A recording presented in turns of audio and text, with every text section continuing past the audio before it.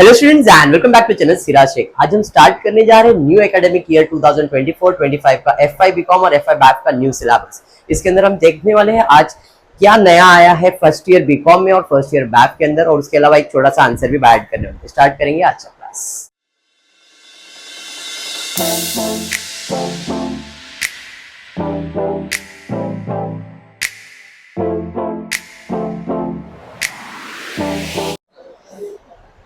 सो new academic year, new education policy. NEP का मतलब है new education policy. Economy policy बिलिसी नहीं है ये सब, ठीक है, ये एजुकेशन पॉलिसी। तो एज पर न्यू एजुकेशन पॉलिसी 2020 इसमें हमको बहुत सारे सब्जेक्ट्स लॉन्च किए गए, जिसमें बच्चे लोग को ऐसा बोला गया था कि आप आपका जो फेवरेट सब्जेक्ट है वो सिलेक्ट कर सकते हो। एजुकेशन पॉलिसी का रूल ये है, पर ये रूल सिर्फ बोलने के लिए था।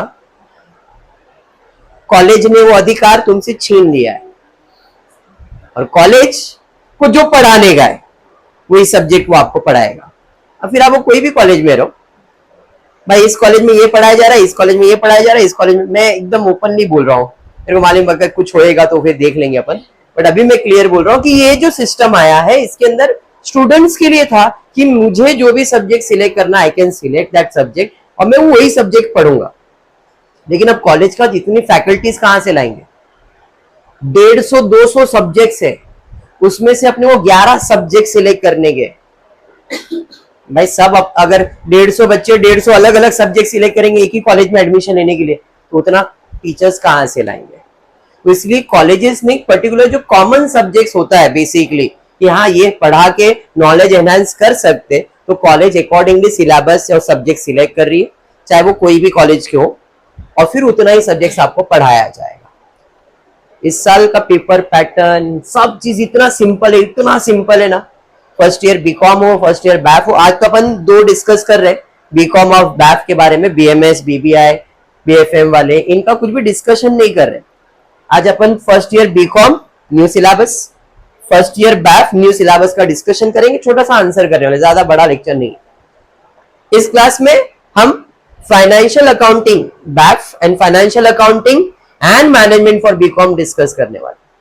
बचता है वीडियोस की बात है, तो जो यूट्यूब पे देख रहे हैं उनको क्लियर बोलूंगा मैं कि मैं अकाउंट्स और मैथ्स के वीडियोस ही अपलोड करने वाला हूं। बाकी थियोरी सब्जेक्ट्स या कोई और दूसरा रहेगा तो थियोरी में अपलोड नहीं करने वाला, प्रैक्टिकल के वीडियोस में अपलोड करूंगा। ये जो बैठे ऑफलाइन उनके लिए भी हेल्पफुल रहेगा और जो देख रहे हैं उनके लिए भी हेल्पफुल रहेगा, ठीक है। बात करता हूं कि भाई फर्स्ट ईयर बैफ और फर्स्ट ईयर बीकॉम का टॉपिक्स क्या क्या है, अकाउंट्स में सिराज सर क्या पढ़ाने वाले और क्या चेंज हुआ है या नहीं हुआ। ये आपका बैफ है, ये आपका बीकॉम है, दोनों की टेक्स्ट बुक अलग अलग है, ये न्यू टेक्स्ट बुक ही है। 7 टॉपिक्स है बीकॉम को, 9 टॉपिक्स है बैफ को, लेकिन अगर फर्स्ट 7 टॉपिक्स देखो सेम है। Introduction to accounting concept and accounting standard, ये बैफ का फर्स्ट लेसन है।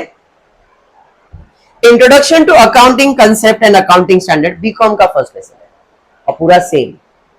ये थियरी है, प्रैक्टिकल नहीं है, ये पूरा का पूरा लेसन थियरी है। Capital and revenue, expenditure and receipt, आपने एनपीओ किया था 12th में, याद है? रिसिप्ट पेमेंट किया था, ये उसी से कुछ रिलेटेड है। कैपिटल एंड रेवेन्यू, पहले इसमें थोड़ा सा थियरी पार्ट है और फिर इसके अंदर थोड़ा प्रैक्टिकल है, जो कि आपको समझ में आना चाहिए। मतलब ये सम सॉल्व जैसा नहीं है कि डेबिट साइड क्रेडिट साइड, ऐसा नहीं रहेगा। खाली एक क्वेश्चन दिया जाएगा, आपको उससे समझना है कि वो कैपिटल है कि वो रेवेन्यू है, वो रिसिप्ट है, एक्सपेंडिचर है, क्या है।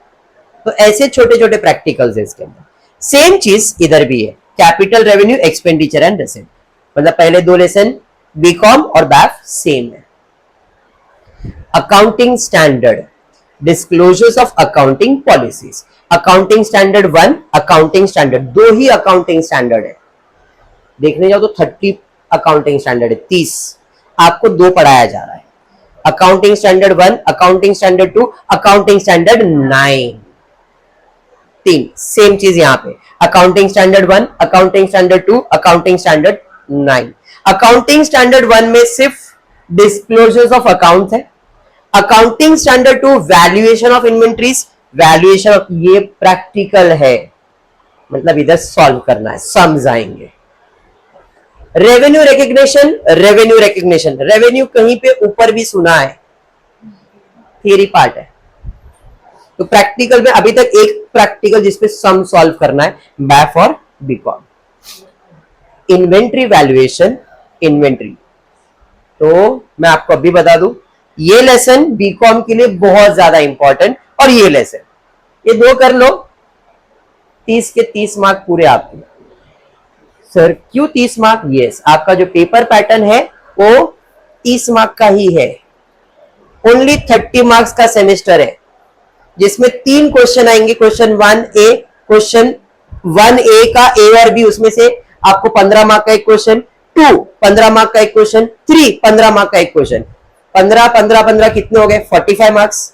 उसमें से अपने को 3 में से सिर्फ 2 ही सॉल्व करने गए, और प्रैक्टिकल क्वेश्चन 2 आपके हो गए, 30 के 30 मार्क मिल गए। तो थियरी पे नहीं भी फोकस कर रहे हो तो भी आप ये 2 टॉपिक पे फोकस करोगे तो आराम से पास हो गए। And same goes with year, but यहां पे बैफ की बात कर रहा हूं, यहां तक तो दोनों सेम था, 2 लेसन एक्स्ट्रा ऐड हो गया, departmental accounting and hire purchase. इन सारे टॉपिक्स का मैंने वीडियो ऑलरेडी शूट कर रखा है, जो पिछला है फर्स्ट ईयर बीकॉम का वीडियोस देख लोगे अगर आप, तो ये सब चीजें हैं, और यही सिलेबस इसके पहले के साल में था, बीकॉम को भी और बैफ को भी। बीकॉम को ये 2 टॉपिक्स निकाल दिया है यहां से, और उसको बैफ में कंटिन्यू किया है। तो सिलेबस चेंज के नाम पे अगर कोई बोलता है सिलेबस चेंज हुआ है, तो लोगों को लगता है सिलेबस चेंज हुआ है, मुझे नहीं लगता है सिलेबस चेंज हुआ है। बीकॉम को भी सेम है, बैफ को भी सेम है, खाली ये 2 टॉपिक ऐड ऑन है, और यहाँ पे कोई टॉपिक ऐड ऑन नहीं। ठीक है, पक्का? चलिए, तो फिर ये तो आपका सिलेबस हो गया। अब आज पहला लेसन, जिसका नाम है अकाउंटिंग कंसेप्ट एंड कन्वेंशन। आपने 11th स्टैंडर्ड जब स्टार्ट किया था ना, तो मैंने अकाउंटिंग ही आपको चालू करवाया था, भाषा, तरीका, अकाउंट्स में कैसे बात करते। जैसे आज मैं हिंदी में बात कर रहा हूं, तो तुमको मेरा हिंदी समझ में आ रहा है, क्यों? कि हमने को क ख ग घ पढ़ाया गया, फिर उसको ज्वाइन करके सेंटेंस बनाया गया, और उसको प्रोनाउंस करके उसका मीनिंग बताया गया। तो वैसे ही एक अकाउंटेंट के लिए अकाउंटिंग लैंग्वेज जानना बहुत जरूरी है, अकाउंटिंग कंसेप्ट जानना बहुत जरूरी है। तो वही चीज फिर से एक बार रिवाइज करना है अपने को, जो अपन ने 11th में किया था, वही सेम चीज इधर रिवाइज करने वाले हैं। इंट्रोडक्शन में दिया है, accounting is a language, accounting is the language of business. Accounting क्या है? बिजनेस का लैंग्वेज। अकाउंटिंग क्या है? बिजनेस का लैंग्वेज। अकाउंटिंग क्या है? बिजनेस का language. Accounting is a language of business, used to record and report business activity. ये भाषा क्या करता है? चीजों को कैसे रिकॉर्ड करने का, कैसे रिपोर्ट करने का, किस चीज का? बिजनेस के एक्टिविटी का। तो accounting is the language of business used to record and report business activity। मतलब जब मैं तुमको भाषा सिखा दूंगा कि भाई अकाउंट्स ऐसा लिखते हैं, ये डेबिट पे जाएगा, ये क्रेडिट पे जाएगा। डेबिट मतलब आ रहा है या जा रहा है, खर्चा है या फायदा है, रिसीवर है या गिवर। ये भाषा, nominal account, real account, personal account, ये चीज जब तुम्हारे दिमाग में बैठेगा, मतलब तुमने भाषा सीखा है अकाउंट्स का। तो जब मैं बोल रहा हूं डेबिट द रिसीवर, क्या बोल रहा है? साइंस वाले को बोलेंगे क्या समझ नहीं आ रहा है, लेकिन उसको अपन ने पहले पढ़ा दिया, पहले बोल दिया भाई देख अकाउंटिंग रूल है जो गोल्डन रूल पे बेस्ड है, real account, nominal account, personal account. Real account बोलता है जो चीज दिखता है उसके लिए सीधा आ रहा है डेबिट, जा रहा है। तो दिस इज अ लैंग्वेज। तो accounting is a language of business. Accounting is a language of business. Accounting is a language of business, used to record and report, used to record and report business activity, used to record and report, used to record and report business activity. समझ में आया क्या? अब मैं by heart नहीं करने बोल रहा हूं, लेकिन चीजों को समझ लो खाली। बिकॉज अगर फॉर एग्जाम्पल की भाई थियरी पार्ट है और ये आंसर आ गया शॉर्ट नोट्स के अंदर, थोड़ा तो नॉलेज रहेगा तुमको, और लिख सकते हो। मैं ट्राई करूंगा बाय हार्ट करवा दूं, अगर बाय हार्ट नहीं भी हो रहा है तो चीजें समझ गई आपको तो बस है, वर्ड टू वर्ड लिखने की जरूरत भी नहीं है। इधर ऐसा नहीं कि वर्ड टू वर्ड लिखना है, वो 12th तक ठीक था, अब ग्रेजुएशन में अपने मन का लिख सकते हो अगर आपको प्रॉपर समझ में आया है तो। आपके वर्ड्स अगर कुछ ऐसा है जो उसको मैच कर रहे तो आपको टीचर मार्क्स देता है। टीचर ये नहीं एक्सपेक्ट कर रहा है कि book to book word to word लिख के दो, ठीक है, क्योंकि थियरी पार्ट है तो पहले तो मैं थियरी पे थोड़ा फोकस कर देता हूं, ऐसा नहीं होता कि सर को थियरी पढ़ाने नहीं आता, खाली प्रैक्टिकल पढ़ाते, तो थोड़ा थियरी पढ़ा देता हूं, ऐसा लगे कि हाँ थियरी भी पढ़ाते हैं सर, ठीक है। ओके, स्टार्ट करते हैं। तो accounting is a language of, accounting is a language of, accounting is a language of use to and report, use to business activity, business activity, business activity. अरे समझ में आया क्या? पुढे जाता है, to make the language clear to all people. Accounting एक ऐसा लैंग्वेज है जिससे अपन रिपोर्ट करते हैं बिजनेस एक्टिविटी। अब ये क्यों है? ताकि जो दूसरे पीपल्स है, मतलब दूसरे लोग हैं, उनको भी समझ में आए कि क्या कर रहा है। फॉर एग्जाम्पल कॉमर्स वाले को तो मालूम है, लेकिन क्या साइंस वाले को मालूम है हम लोग क्या कर रहे हैं? इसलिए अकाउंटिंग लैंग्वेज इंपॉर्टेंट है, to make the language clear to all people. Accounting, इधर फुल स्टॉप है, कॉमा डाला है, इधर फुल स्टॉप है। Accounting is based on some ideas and rule accepted by all accountant known as accounting principle। अभी देखो ये जो लाइन है, to make the language clear to all the people, नहीं लिखा तो चलेगा, ऐसा कोई ऐसा नहीं लिखने से कुछ कम हो रहा है ऐसा लग रहा है क्या? इधर तक तो भाई ये इतना तो चाहिए, समझ में आया कि accounting is a language of the business used to record and report with, हाँ भाई ये चाहिए। टू मेक लैंग्वेज क्लियर, नहीं सर मजा नहीं आ रहा, कट। क्यों दिया? मजा नहीं आ रहा है, समझ में आया? तो इधर से चालू करें, accounting is based on some ideas and rule, accounting is based on some ideas and rule, accounting is based on some ideas and rule accepted by all accountant, accepted by all accountant known as accounting principle. Very important, accounting principle. Account जो है वो accounting principal पे बेस्ड है। ये principal क्या होता है? प्रिंसिपल क्या होता है? पंडित मैडम, अरे बाप रे क्या नाम ले रहा है आगे, चलो चलो चलो चलो ध्यान दो। तो प्रिंसिपल मतलब एक ऐसा बंदा है जिसको अपन देखते हैं और उनको फॉलो करते, वो जो इंस्ट्रक्शन देते हैं अपन वही करते, कुछ नया करने लगे भड़क जाएंगे, ए गलत कर रहा है सही कर, हाँ या नहीं? तो वैसे ही अकाउंटिंग प्रिंसिपल है जो अपने को फॉलो करना है अकाउंट लिखते लिखते। रूल है debit word comes in, credit word goes out, लेकिन कम्स इन को मैं क्रेडिट पे लिख रहा हूं, गोज आउट को डेबिट पे लिख रहा हूं, अकाउंटिंग रूल ब्रेक हो गया, अकाउंटिंग प्रिंसिपल ब्रेक हो गया। ये कर सकते क्या अपन?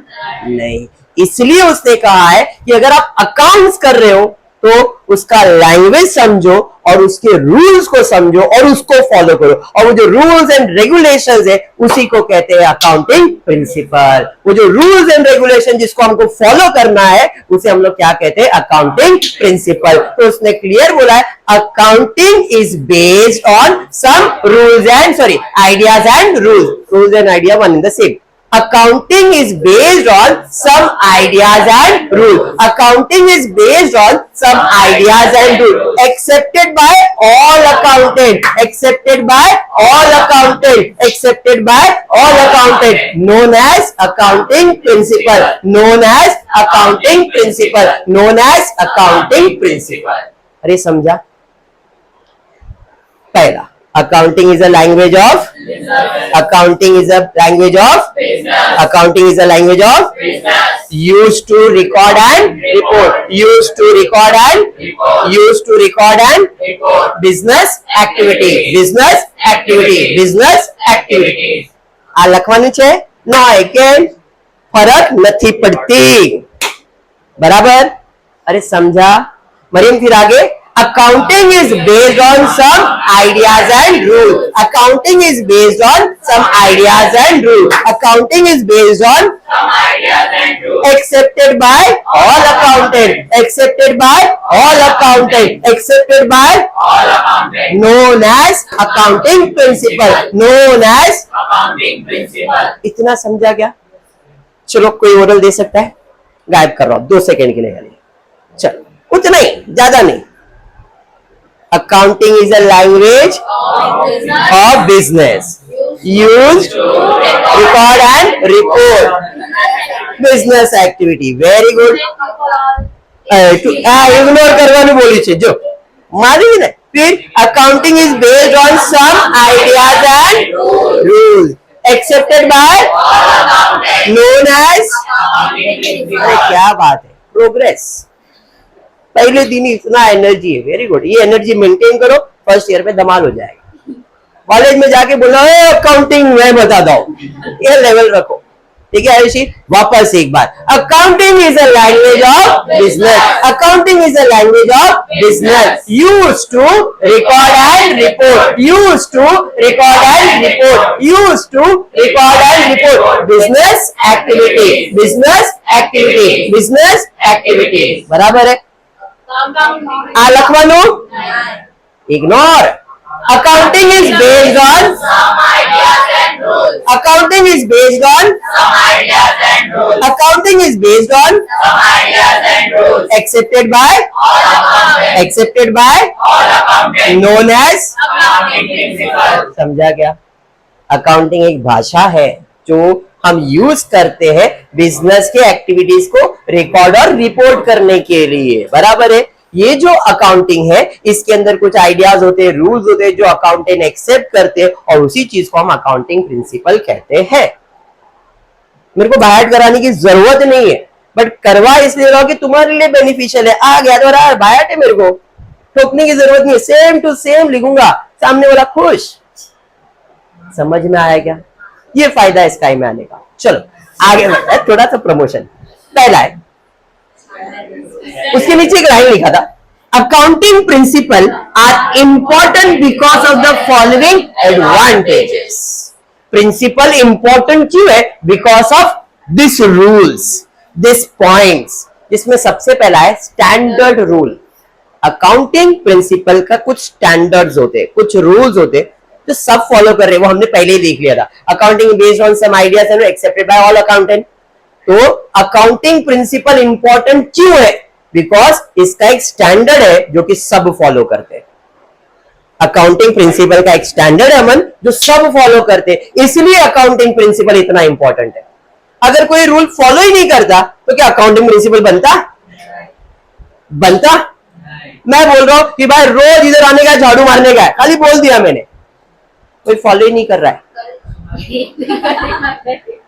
कोई फॉलो ही नहीं कर रहा है अगर, तो क्या साफ सफाई होएगा? वो रूल खत्म हो गया. लेकिन रोज झाड़ू मार रहे मतलब वो फॉलो हो रहा है, तो एक ड्यूटी बन जाता है. अरे इधर आके पहले झाड़ू मारने का है. नहीं तुम लोग को नहीं है? नहीं खुशी भी नहीं, ये सब काम उसका नहीं है. माँ वो अपना ही घर समझती है, ऐसा बोल मत. तेरे को भी साफ कर देगी घर से माँ. बस बराबर बोला, समझ में आया? तो यहाँ पे एक बात याद रखो, जो भी प्रिंसिपल होता है उसको अगर फॉलो करोगे तो चीज अच्छा होगा, सिस्टमैटिक होगा. लेकिन प्रिंसिपल बना दिया और फॉलो ही नहीं करेंगे, वो वेस्ट है प्रिंसिपल बनाना. समझा क्या जिनत? तो अकाउंटिंग प्रिंसिपल इंपॉर्टेंट इसलिए बिकॉज उसका एक स्टैंडर्ड रूल है और वो स्टैंडर्ड रूल सब जगह एप्लीकेबल है. खाली मेरे घर में नहीं, दूसरे के घर में जाओ तो भी ये रूल है, तीसरे के घर में जाओ तो भी ये रूल है, चौथे के घर में जाओ तो भी. अभी घर का एग्जाम्पल दिया, इधर घर नहीं, इधर अकाउंटेंट है, अकाउंट्स है. जो भी एक शॉपकीपर के लिए रूल है वो एक बड़े बिजनेस के लिए भी सेम रूल है, क्योंकि अगर वो अकाउंट मेंटेन कर रहा है तो उसको अकाउंटिंग प्रिंसिपल फॉलो करना है. तो स्टैंडर्ड रूल का डेफिनेशन क्या दिया है एक बार पढ़ते. Accounting principle provide standard rules to accountant for recording and reporting business. अरे ये तो किधर पढ़ा है मैंने? सर ऊपर देखा, आ गया सेम. तो स्टैंडर्ड रूल में क्या लिखना है? Accounting principle provide standard rules to the accountant for recording and reporting business activities. Same to same. समझा?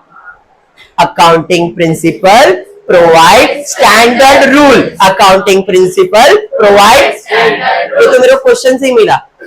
Accounting principles are important because of the following advantage. Accounting principle provide standard rules to the accountant for recording and reporting business activity.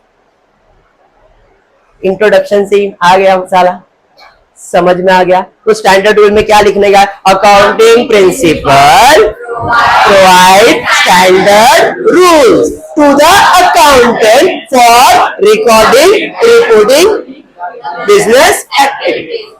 समझा? हो गया standard rule.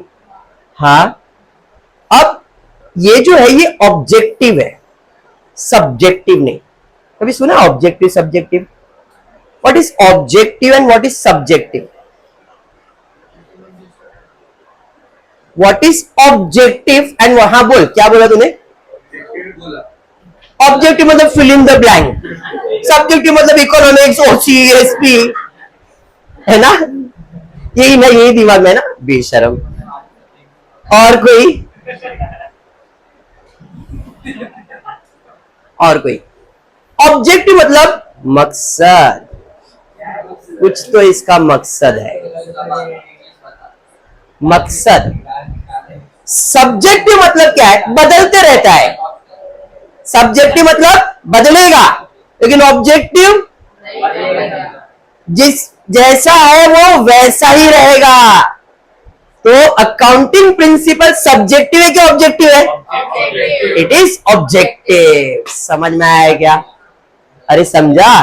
तो accounting principal के standard rules है जो कि objective function follow करते हैं, सब्जेक्टिव फंक्शन नहीं.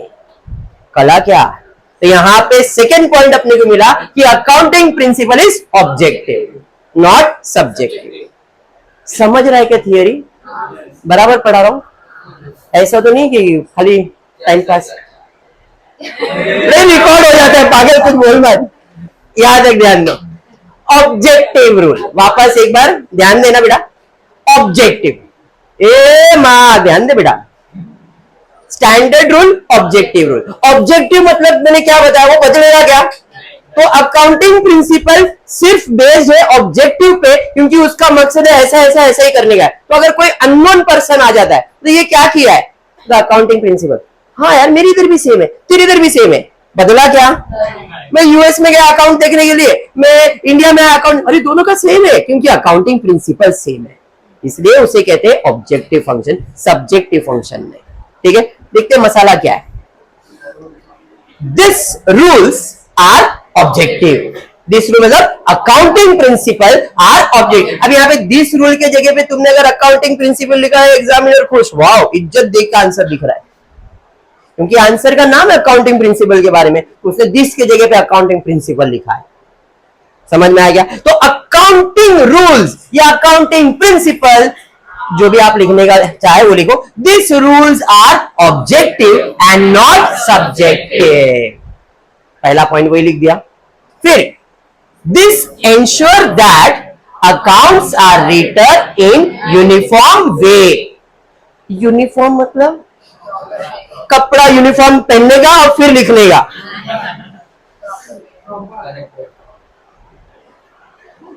यूनिफॉर्म बोल बोला, यूनिफॉर्म पहनने का और लिखने का है ना. यूनिफॉर्म में का मतलब होता है कि वो जो सिस्टम है, जो आपको स्टैंडर्ड रूल्स दिया गया है कि डेबिट का चीज डेबिट पे लिखो, क्रेडिट का चीज क्रेडिट पे लिखो, उसे यूनिफॉर्मिटी कहते हैं, सिस्टमैटिक कहते हैं. तो इसने क्लियर बोला है कि जो आपका अकाउंटिंग प्रिंसिपल है वो ऑब्जेक्टिव है, सब्जेक्टिव नहीं. This rule are objective not subjective. This ensure that accounts are written in an uniform way. This ensures that accounts are written in an uniform way. ये समझ में आया? Otherwise, अगर इसने यूनिफॉर्मिटी मेंटेन नहीं किया रहता, otherwise धंग धंग धंग धंग धंग धंग सीरियल चालू इधर देख। Otherwise in absence of such rule, अगर ये रूल होता ही नहीं, each accountant will record and report transaction in different way. मेरे को तो ऐसे ही लिखने का, मेरा डेबिट यही साइड पे, तेरा उधर है, तेरा देख ले, मेरा इधर ही रहेगा, तो कितना सारा प्रॉब्लम होता। सीए खुद बोलता है क्या लिखा है इसने, मेरे को इसका कुछ समझ रहा नहीं। वो सीए नहीं नहीं इसका ही बेस्ट है, ये उसका ही बेस्ट है, सब अपने हिसाब से करते तो दुनिया किधर का किधर रहता। फिर कोई सीए बनता क्या? नहीं बनता। इसलिए उसने बोला है कि अकाउंटिंग प्रिंसिपल क्या होना चाहिए, ऑब्जेक्टिव होना चाहिए, सब्जेक्टिव नहीं होना चाहिए। Accounting principles are objective not subjective. This ensures that accounts are return in an uniform way, otherwise धक धक धक धक धक धक। In absence of such rules each accountant will record and report transaction in different way. समझाइए परत एकदा, परत एकदा, परत एकदा। Objective function, these rules are objective not subjective. These rules are objective not subjective.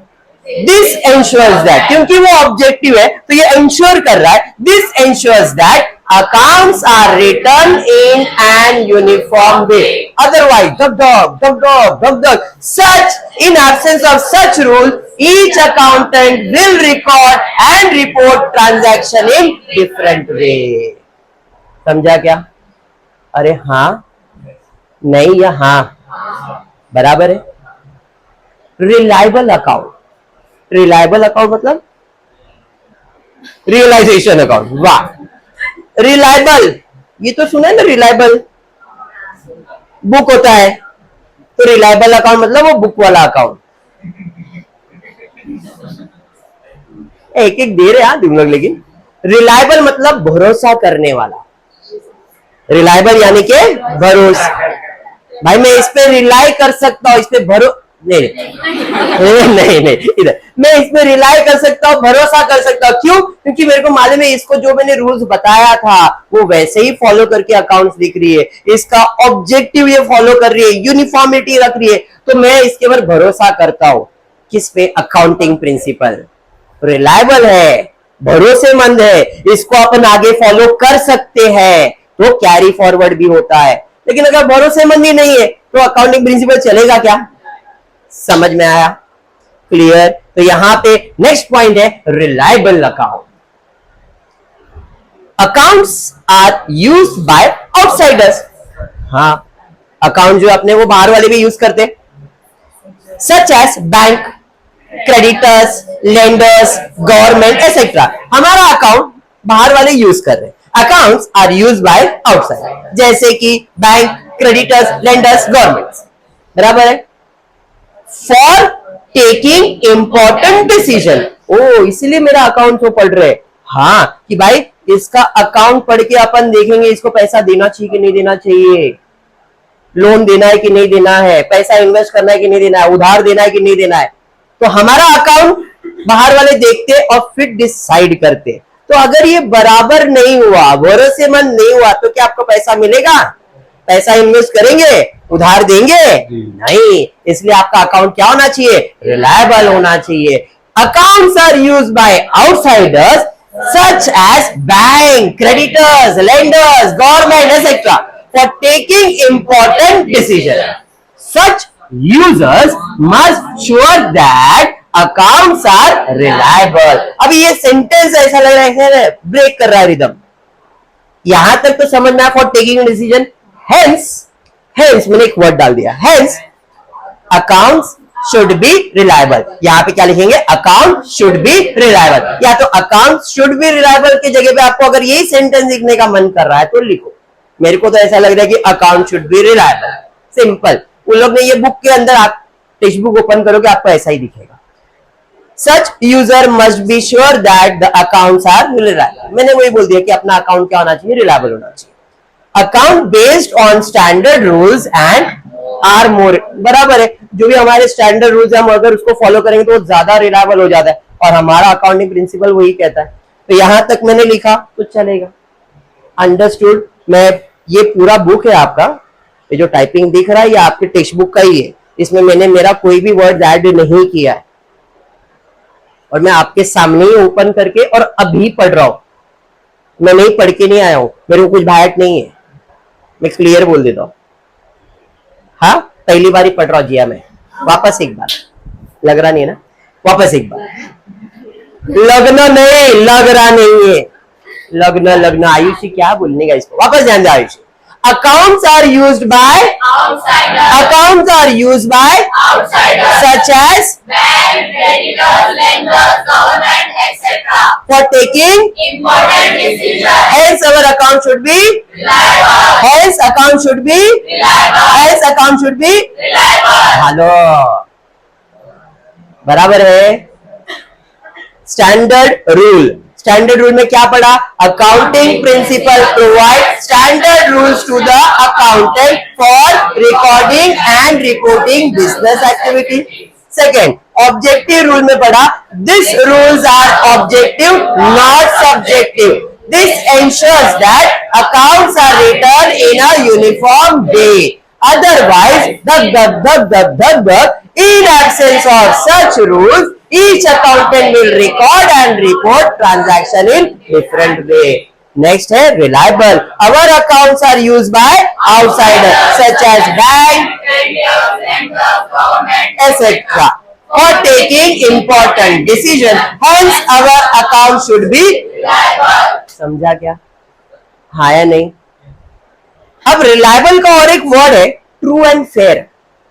Reliable का और एक वर्ड है true and fair measurement. True and fair measurement. Reliable तो है, लेकिन ये सही है या गलत वो भी इंपॉर्टेंट है। हम रिलायबल पर भरोसा कर सकते, लेकिन आंख बंद करके तो भरोसा नहीं करेंगे, चेक भी करना पड़ेगा कि जो उसने लिखा है वो तो सिस्टमैटिक लिखा है, लेकिन वो जो अमाउंट लिखा है 50,000 एक्चुअली 50,000 ही है कि 5,000 है या 5 लाख है, तो वो भी ट्रू और फेयर होना चाहिए। तो अकाउंटिंग प्रिंसिपल के अंदर और एक चीज आता है कि जो अकाउंटिंग प्रिंसिपल है ये सारे पॉइंट्स को कंसीडर करके बनाया गया है कि accounting principle standard rule follow करता है, अकाउंटिंग प्रिंसिपल ऑब्जेक्टिव फंक्शन है, अकाउंटिंग प्रिंसिपल रिलायबल है, accounting principle true and fair measurement करता है। अरे समझा? तो इसके अंदर क्या है? Accounts based on standard principle help in measuring the true and fair amount of profit, assets, liabilities.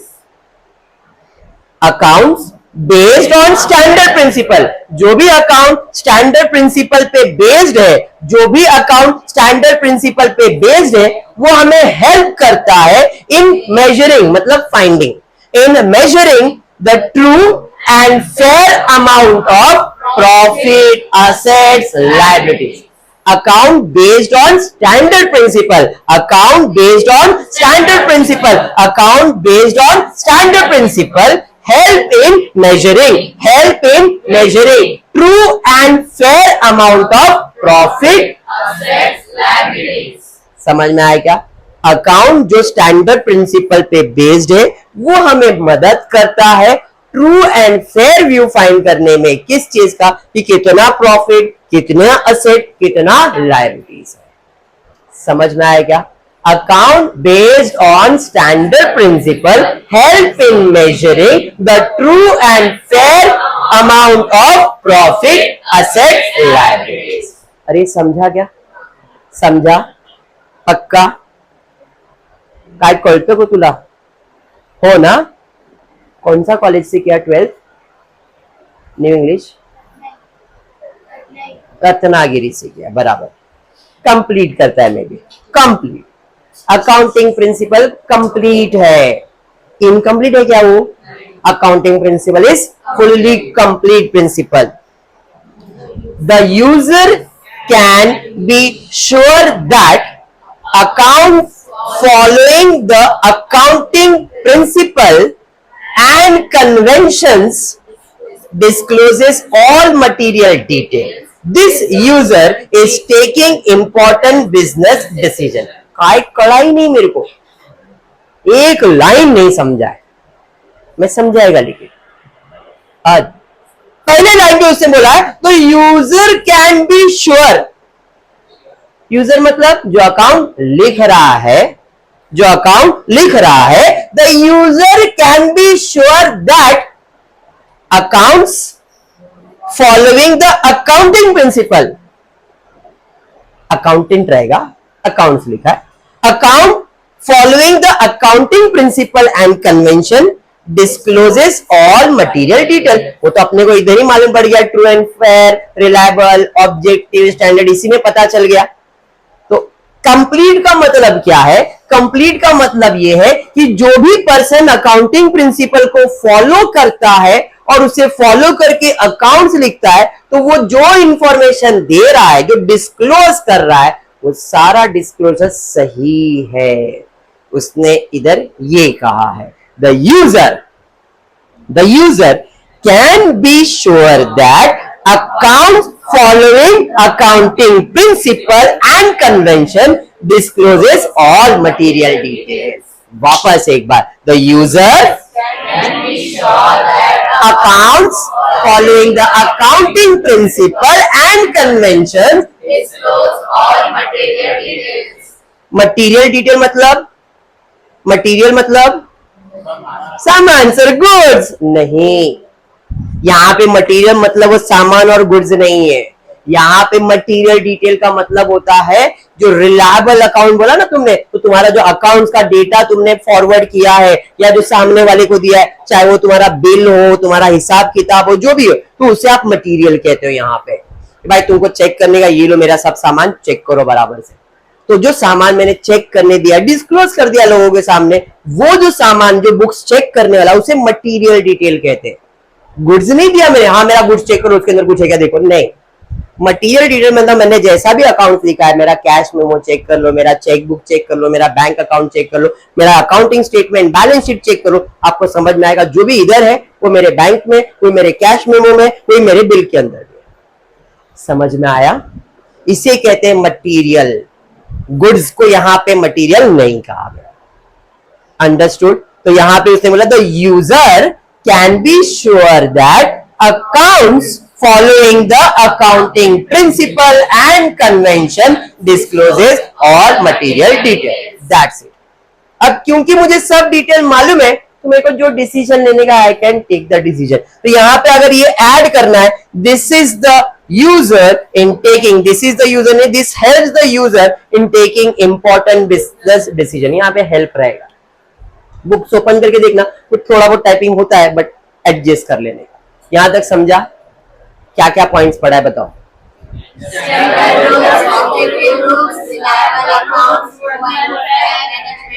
भूल जाते थोड़ा, तो याद करते। हमारे सर और टीचर, हमारे सर और टीचर चैंपियन है। हमारे सर और टीचर चैंपियंस है।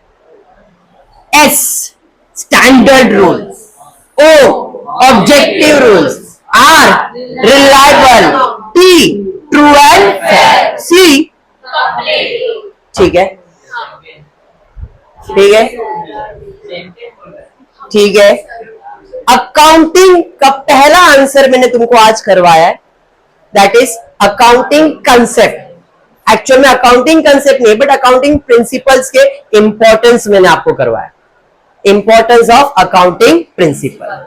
हमारे सर और टीचर चैंपियन है। S O R T C, S O R T and C, ठीक है।